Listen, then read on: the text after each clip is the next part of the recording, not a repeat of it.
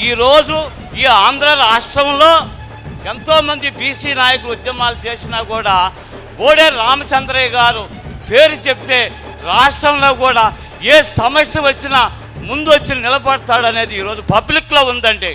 అది కూడా కరేడు ఉద్యమం మొట్టమొదటగా ఆ రైతుల దగ్గర నుంచి మొదలయ్యి తక్కెళ్ళపాడు మీరు అందరూ కూడా చూసుంటారు మీడియాలో.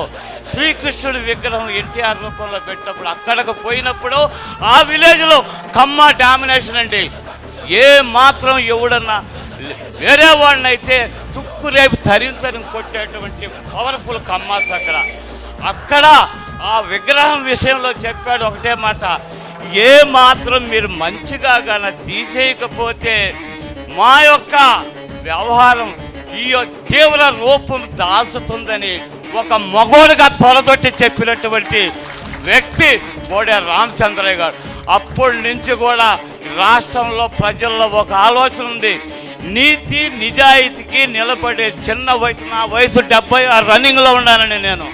చిన్న వయసు అయిన వ్యక్తి ధైర్యం చేసి పరిణామాలు తీవ్రంగా ఉంటాయి అన్నాడు. ఆ ఒక్క వాడే ఈ రాష్ట్రంలో పేద ప్రజలందరూ అతన్ని ఆహ్వానిస్తూ ఉండాలని కూడా నేను మీకు తెలియజేసుకుంటున్నాను.